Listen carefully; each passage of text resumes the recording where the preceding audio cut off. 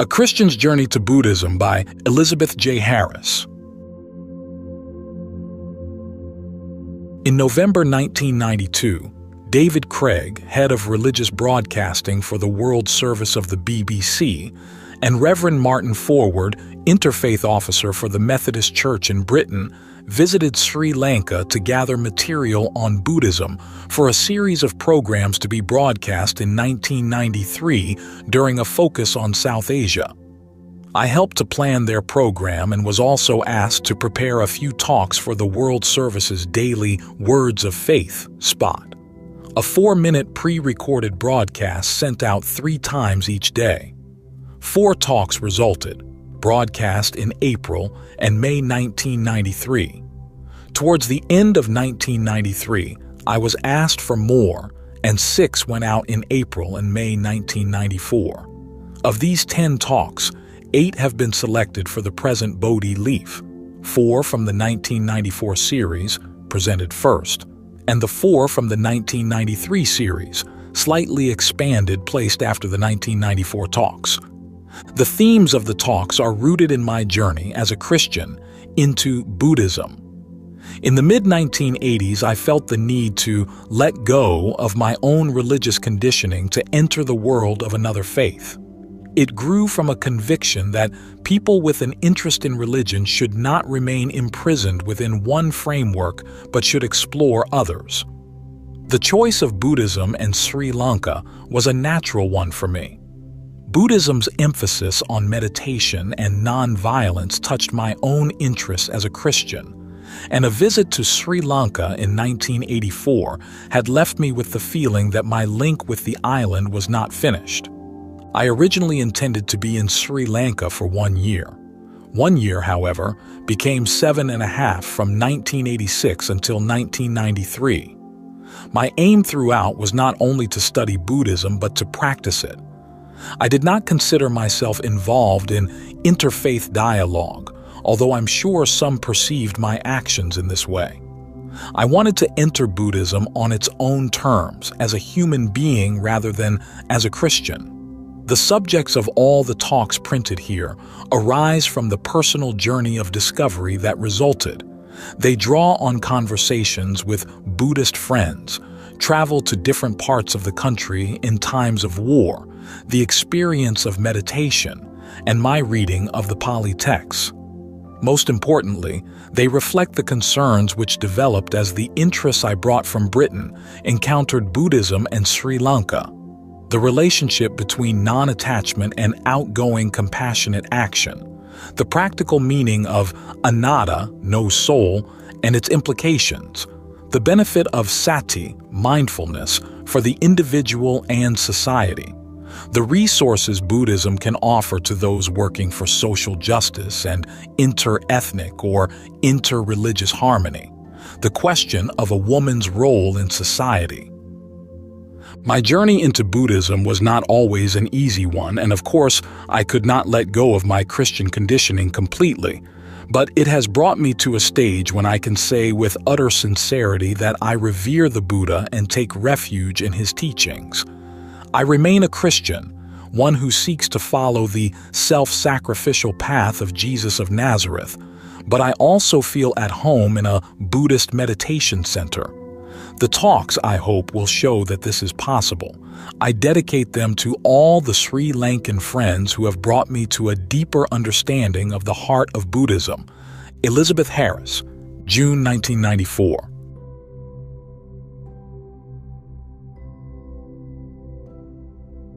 One, mindfulness. Once I told an academic in Sri Lanka that I practiced a Buddhist form of meditation. Flippantly, he asked whether I was able to levitate. That's not an uncommon reaction. It confuses meditation with self-induced trance or making the mind a blank, something that is unrelated to everyday life. But to make such a confusion is a mistake. True Buddhist meditation is a vigorous form of mind training which can transform both thought and action. In the Theravāda Buddhist tradition, found in Burma, Sri Lanka, and Thailand, the practice of mindfulness, or bare attention, is very important. When sitting in meditation, perhaps noting the breath as it touches the inside of the nostrils, thoughts inevitably enter the mind. Usually they relate to oneself in the past or the future. Recent conversations replay themselves. Decisions yet to be made thrust themselves forward. Reactions of dislike to bodily pains arise, and occasionally, images freed from a deeper level of our being move slowly upwards. When thoughts and feelings arise in meditation, they are to be simply observed. They are not to be repressed or pushed aside, but neither are they to be allowed complete freedom to proliferate. Their arising and passing is noted without censure or praise. When I first began to meditate, I discovered that thoughts and feelings are fluid, ever-changing, often uncontrollable, frequently illogical and irrational.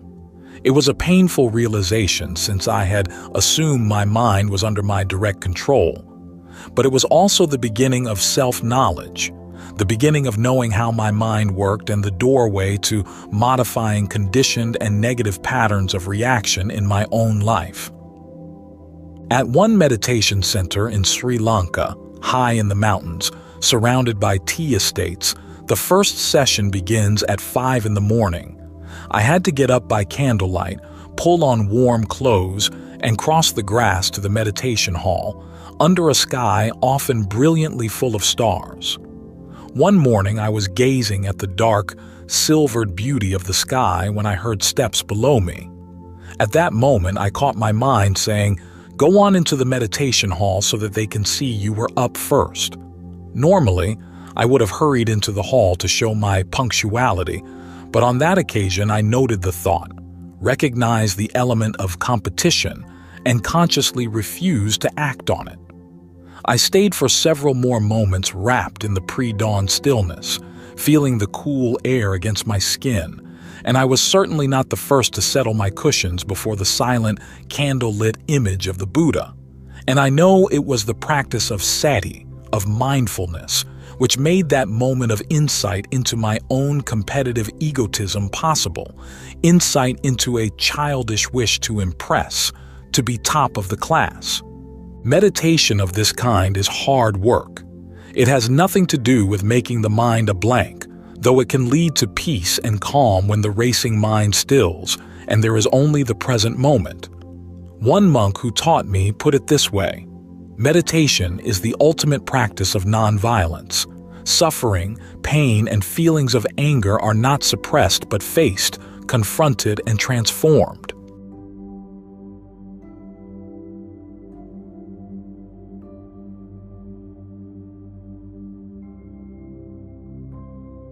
Two, non-retaliation. In one sermon of the Majjhima Nikāya, one of the 5 sections within the collection of sermons in the Pali Canon, the Buddha says to his disciples, "Monks, as low-down thieves might carve you limb from limb with a double-handed saw, yet even then whoever sets his mind at enmity, he, for this reason, is not a doer of my teaching. This is how you must train yourselves. Neither will my mind become perverted, nor will I utter an evil speech, but kindly and compassionate will I dwell, with a mind of friendliness and devoid of hatred." The vividness of this picture has always moved me, a thief hacking off my arms and legs with a saw. And it isn't that far-fetched. War involves such butchery.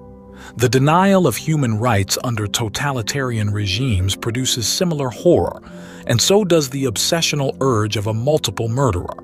Fear, terror, or violent retaliation in self-protection would seem the natural reactions to such an attack, the reaction programmed into our bodies.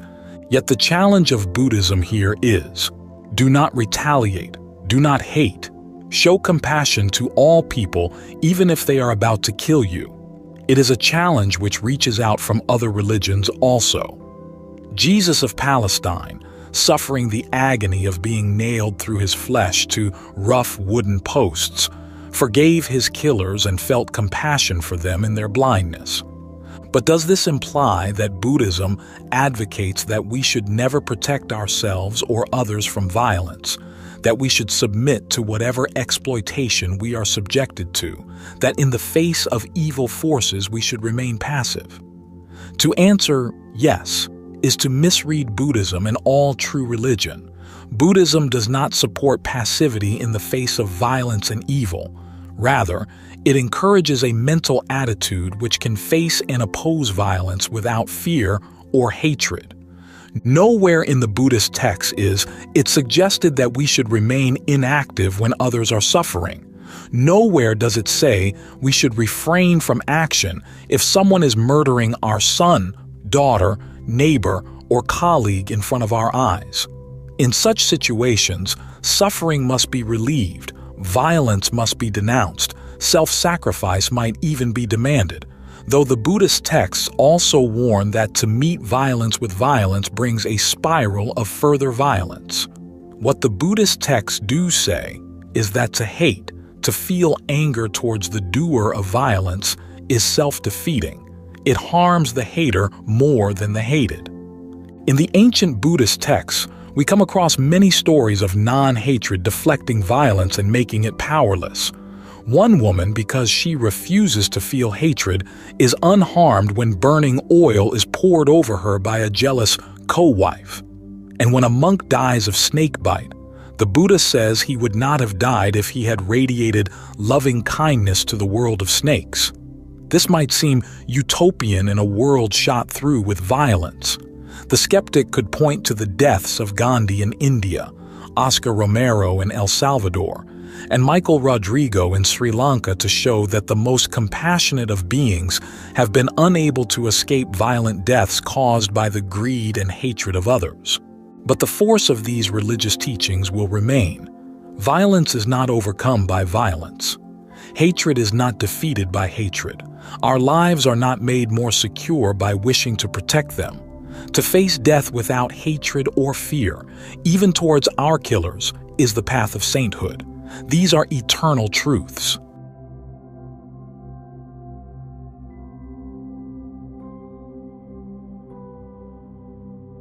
Three, the Brahma viharas.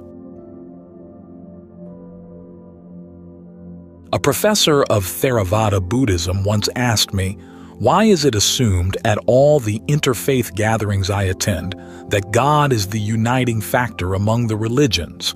We should be concentrating on humanity rather than divinity. When it is taken for granted that all people of faith worship a supreme creator and sustainer God, Buddhists and Jains are excluded. Although Buddhists believe that there are gods living in heavens, they do not ascribe creative power to them, nor do they believe that these gods have any influence over ultimate human liberation.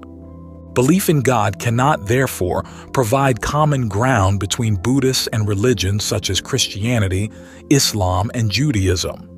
But can common ground be found in what religions say about humanity, or about how we can work for a humane society? I believe the answer is yes. Buddhism speaks of 4 Brahma viharas, or divine abidings, and these qualities permeate the whole of Buddhist teaching. They are metta, loving kindness, karuna, compassion, mudita, sympathetic joy, and upekkha, equanimity. Metta is boundless loving kindness radiated to all beings, to friends and enemies, the known and the unknown, the lovely and the unlovely. It is an action-changing mental orientation. Karuna is seen where people are so sensitive to the sufferings of others that they cannot rest until they act to relieve that suffering. To a greater degree than metta, karuna involves action. Mudita is a quality which challenges me greatly. To show mudita is to show joy in the success of others, to be free from jealousy or bitterness, to celebrate happiness and achievement in others, even when we are facing tragedy ourselves. As for upekkha, equanimity, this has often been misunderstood as indifference, as apathy in the face of human pain, the very antithesis of compassion. But upekkha is really freedom from the self-centeredness which clouds understanding and destroys true discernment. People with upekkha are not pulled this way and that by emotional reactions that have more to do with the ego than with true concern for others. They can see right from wrong and can act with wisdom.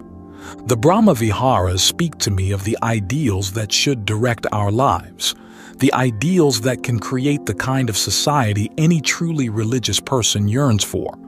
Such a society would be one where loving kindness and compassion triumph over greed, where the success of one person does not mean the demeaning or exploitation of others, where rulers are guided by clear principles of right and wrong rather than hunger for praise or power.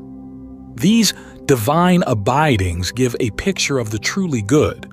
They touch the hope of all religions and can bring unity of purpose independent of a concept of God. So let compassion for the good of humanity be at the forefront of religious encounters. May those who come from the monotheistic traditions discover that they can share their hopes for a righteous society with their Buddhist neighbors. May Buddhists find themselves united with their Jewish, Christian, and Muslim friends in working for a world where loving kindness takes the place of greed.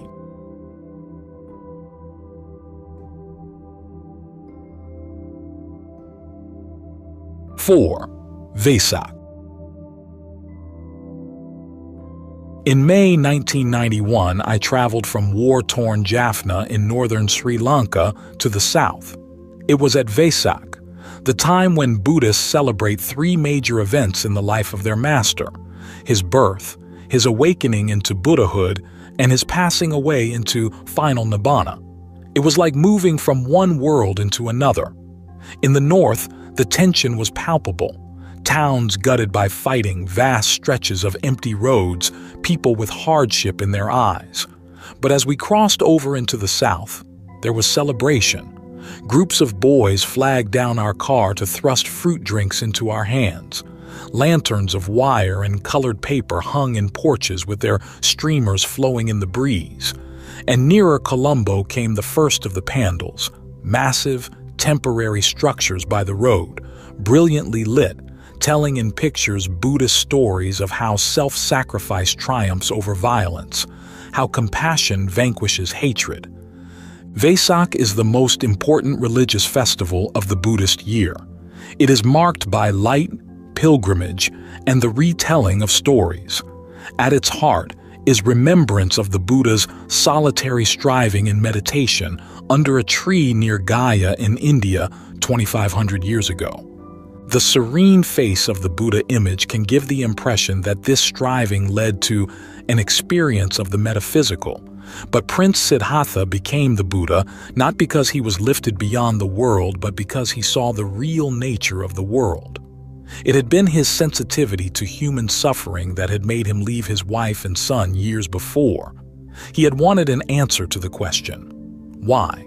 Why was life shot through with the pain of illness, bereavement, and unrealized longings? At Bodh Gaya, he found it.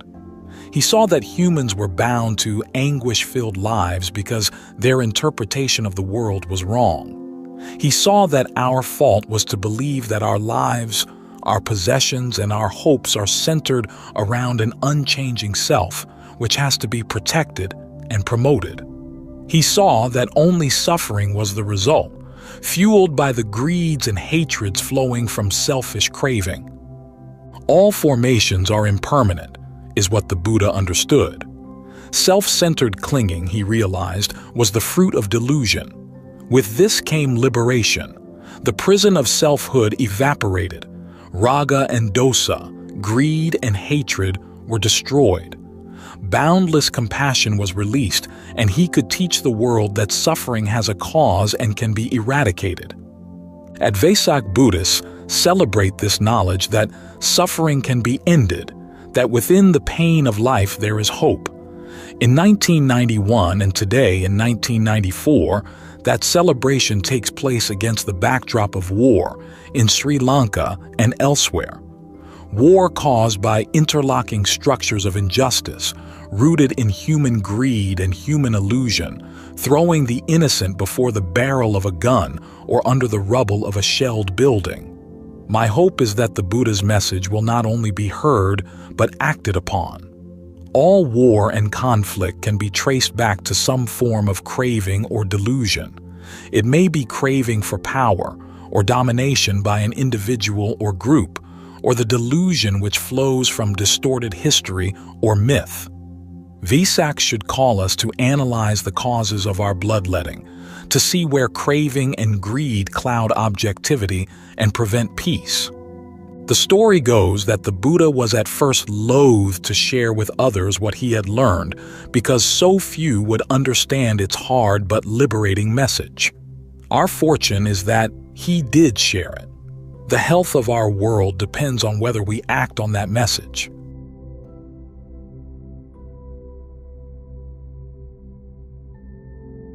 Five, the self in Buddhism and Christianity. Sri Lanka in Sri Lanka is over 7,000 feet high and has been a place of pilgrimage for centuries. At the summit is a huge footprint, claimed variously to be that of the Buddha, Adam, and Lord Shiva. From December to May is the pilgrimage season. Each night during this season, thousands of devotees climb up an illuminated, lengthy ascent of steps. From a distance, the dark shape seems to have a diamond necklace thrown down its side. Sometimes the crowd is so large that pilgrims have to pause at each step they climb. The pressure on the leg muscles is incredible. An elderly Buddhist friend of mine climbed on such a night. She told me that the only way she could force her legs through the ordeal was to say of the pain, "This is not mine, this is not me." She says the same in her meditation practice, and I have learned to do so too. When sitting in absolute stillness, irritations come, mosquitoes bite, pain from the knees shoots up, the strong urge to relieve itchy skin arises. But it is possible to conquer the wish to move or scratch by seeing the pain simply as pain and not as belonging to an I. The pain becomes an object for meditation. It becomes a process that can be observed. This snaps the thread of our usual response to irritation, which is to claim it as ours and to seek to be rid of it. And it can also train the mind to detect and halt negative reactions to other forms of attack on our persons in everyday life. All this touches on anatta, the Buddhist concept of no self or no soul. Anatta was seized on by 19th century Christian missionaries to Sri Lanka as something which proved Buddhism was absolutely nihilistic. For instance, Reverend Thomas Moskrop, a Methodist missionary, claimed in 1889 that Buddhism is too pessimistic, too cold, too antagonistic to the constitution of human nature to take the world captive. The Ceylon Friend, the 16th of October, 1889. But I have not found nihilism in what Buddhists have said to me about anatta. Some years ago, one friend said, "If there is no belief in self, there is no worry. There is no reason to become angry or hurt." To her, the idea was liberating. It was freedom from being tied to self-promotion and self-protection. I can remember how deeply her words challenged me. They helped me to see that Buddhism and Christianity are not in opposition here. The frameworks are different, but the practical path towards human liberation touches both. Both religions speak about a wrong concept of the self. Buddhism says, "Don't think you are fixed, unchanging. You are forever flowing, shifting, interconnected with the whole cosmos. Free yourself from clinging to the idea that you are separate and have to fight against the world to keep your identity intact." Christianity also has something radical to say. The Methodists, a Christian denomination which arose in 18th century England, have a covenant service on the first Sunday of each new year in which they pledge obedience to God. At one point they say, "I am no longer my own, but thine." St. Paul, in his letters to new churches, speaks of having lost his old self. To the Christians of Colossae in Greece, he says, For you have died, and your life is hid with Christ in God. Colossians 3:3. All of these sayings point to a death of the egotistical self and a loss of self-sufficiency and self-worship. Both Buddhism and Christianity say that the self, which insists on its separateness from the rest of life, is doomed. Buddhism says that such a self has no objective existence as an unchanging entity. Christianity says the self has to die to give way to a higher power of love. Both point to the liberation that comes when we transcend care for self, when we refuse to exert protective ownership over our lives and persons. I have certainly found that if we do not cling to pain, hurt, and fear as ours, but accept them as part of the changing flux of existence, if we do not seek to protect our identity and safety at all costs, we will be able to climb more than Adam's peak. We are liberated into a new way of seeing and a new openness to the ever-changing process of existence.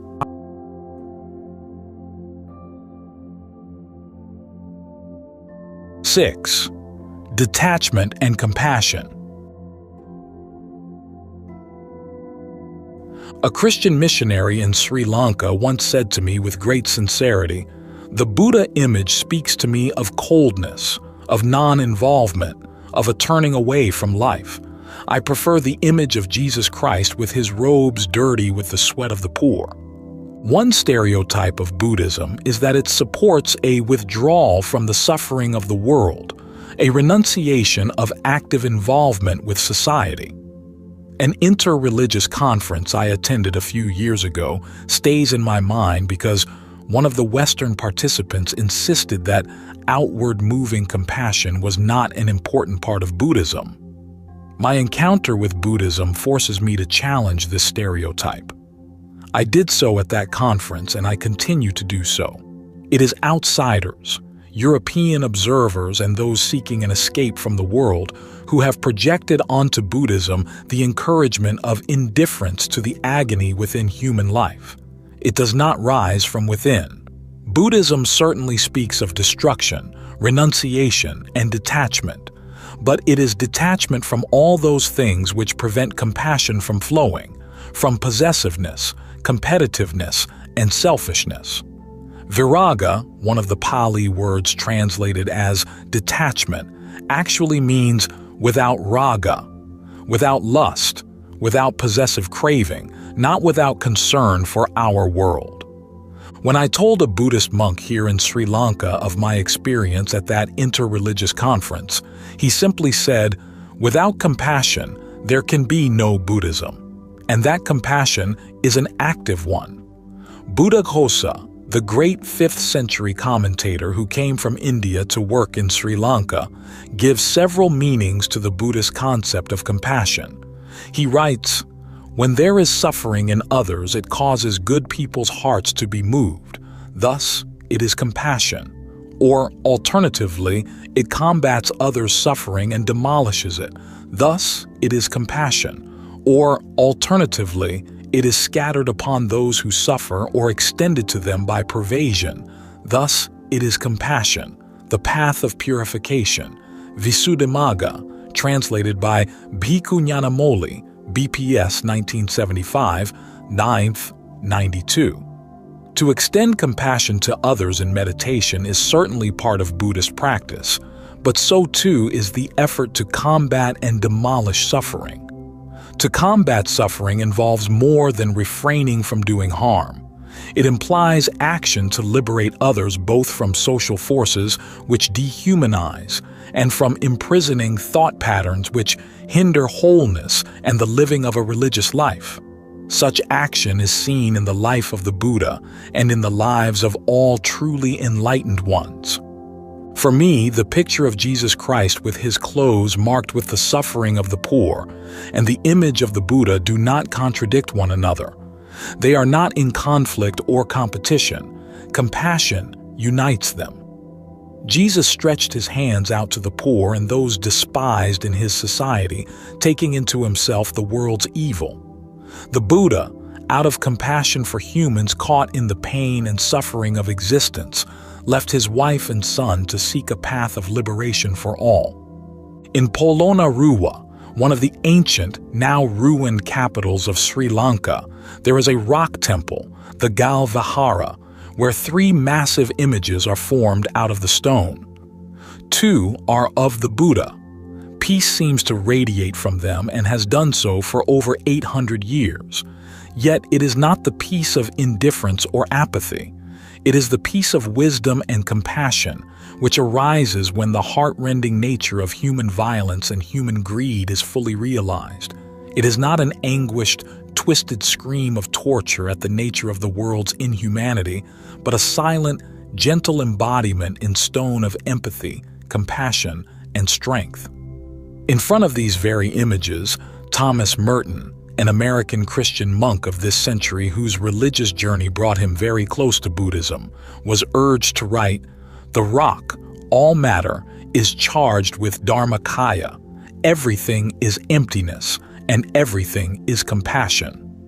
The Buddha image speaks to me, therefore, both of the wisdom which sees into the causes of human suffering, and also of the compassion which lies at the very heart of true enlightenment. And it stirs me to try to do something to demolish some of the pain of our world.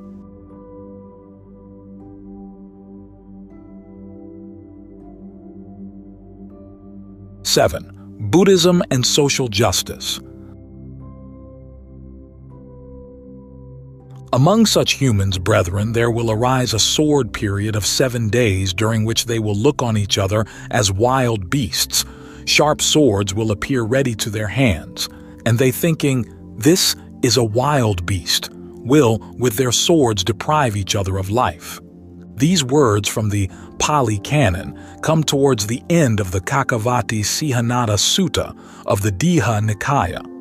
Here the Buddha describes the process whereby a society slides into a state of absolute anarchy and violence, reaching the point where all respect for the preciousness of human life is lost, and humans kill each other without guilt or remorse.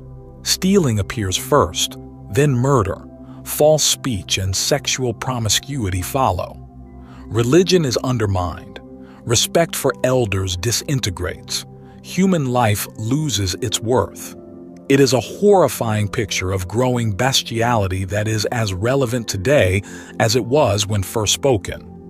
When I first met Buddhism, an important question for me was what Buddhism had to say about the problems of violence and injustice, problems which affect every nation. The classic formula at the heart of Buddhism is that it is tanha, craving, which lies at the root of the world's misery. Often this is seen in a very individualistic way. The Buddhist path is held up as an escape route from suffering through withdrawal from society and through mental culture. I do not downplay this emphasis. The importance of mind training was central to the Buddha's teaching. It holds the key to the liberating insight that can transform human life. Yet I have found that individual psychological factors are not the only ones emphasized in the Buddhist texts. The texts do give pictures for anyone concerned with justice and harmony within the body of society. In the text I started with, the chain of causality which results in bestiality goes back to the state, the king, who forgets one of the duties ascribed to a just ruler in Buddhism. It is this: "And whosoever in thy kingdom is poor, to him let wealth be given." By overlooking this, the king denied the poor a living, and from this, a refusal to create economic justice, flows stealing, murder, lying, immorality, and bestiality. What I find interesting is that the accusing finger is pointed at the structures of power and not at evil qualities in the ordinary people. And the message is, violence and social breakdown are inevitable if people are denied the means to live with dignity. To use a Christian term, the poor in the myth are sinned against by their ruler. They are victims of structural injustice, and their urge to survive corrupts the whole fabric of society.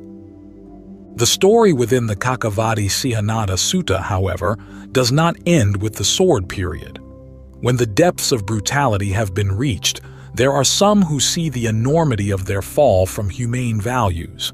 They go into retreat, into caves, jungle dens, and cavern tree trunks, and emerge to embrace one another and to restore harmony through the recovery of moral sense.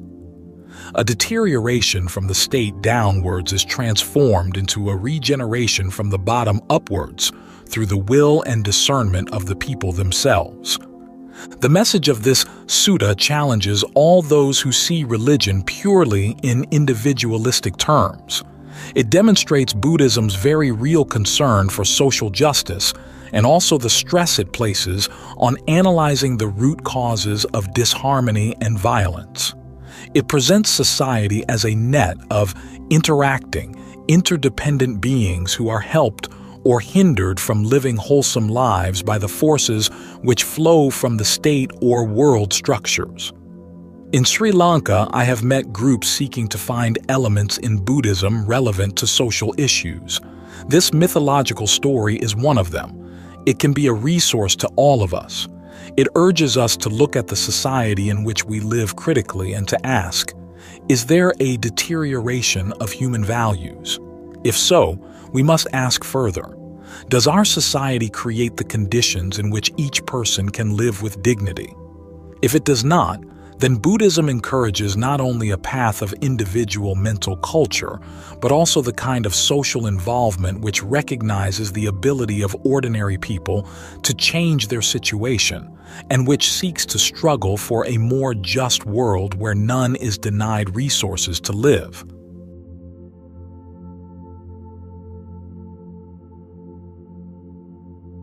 Eight, compassion.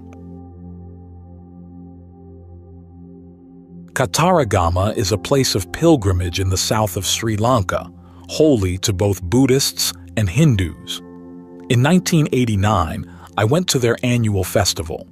On the final night, as elephants, drummers, and dancers were slowly and gracefully moving along the path between the shrine to Lord Kataragama and the Kiri Vihara, the Buddhist temple, with its milk-white dagoba, two powerful grenades were lobbed into the crowd, made up mainly of poor villagers, but containing one political dignitary. About 15 people were killed and many more were injured, especially in the rush to escape the sacred area. It was the time when the JVP, the People's Liberation Front, was attempting to seize political power through the gun and the death threat. At Kataragama, religious devotion was shattered by blood in a pattern not unfamiliar in Sri Lanka. Both Hindus and Muslims have also been attacked when worshipping. Political concerns and religion have touched. In this context, the inter-religious encounter that I began in 1986 as a student of Buddhism in Sri Lanka also became a journey into suffering and painful political reality, which included the violent death of friends and sharing the fear of those who were threatened. An important question for me at this time was how to cope with the suffering around me without being destroyed, how to empathize with others and deal with my own fear for the safety of dear ones. In any situation of violence or war, there is a choice to be made: to become vulnerable to the pain involved or to raise defenses against it in a refusal to recognize its existence. Many raise defenses because such a path seems easier. For to become vulnerable is to let go of control, the control we place on our feelings when we repress them or fight them, and such a loss can be frightening. I found myself choosing vulnerability in Sri Lanka. I chose to look violence in the face. I chose to see its horror and to recognize the fear and pain it brings rather than to push these things from my consciousness. The experience would not have been bearable if not for an encounter with compassion. For it was when I became aware, in my whole being rather than only at the level of the intellect, that what I was feeling was the pain of a nation, a world rather than simply my own pain, that I was able to cope with it. It was the realization of interconnectedness, that we are woven one with another, an insight central to Buddhism. I saw that there is a common core of suffering in life which links us together so that to become vulnerable is inevitably to become aware not only of one's own pain, but also of that of others. When I had reached this point of insight, compassion came like a gift, and I learned that it could destroy bitterness and paralysis. Behind pain lies compassion. Compassion for all beings caught up in the violence of existence. It was at this time that I wrote the following words, disturbed by the number of people who seemed undisturbed by the fact that Sri Lanka had become a killing field. Our eyes no longer cloud in grief. The sword no longer twists in our own heart. Moans on the wind no longer weaken our limbs, for we have grown accustomed, tamed, our vulnerability encased in self-erected stone. Do we need to relearn how to feel? How to chip away what we ourselves have built? To sense again the rising of agony, the breaking of control, as drops of blood become a river and tears merge with its bitter flow? Is this asking too much? That we should so open our bodies to pain, to the shadowy part of our deeper selves, where the hurt and joy of a cosmos lie, and compassion, like a fertile seed, awaits to grow? I feel we must open ourselves up. We must recognize the suffering which lies at the heart of existence, and then let compassion arise and strengthen us to struggle against all that dehumanizes.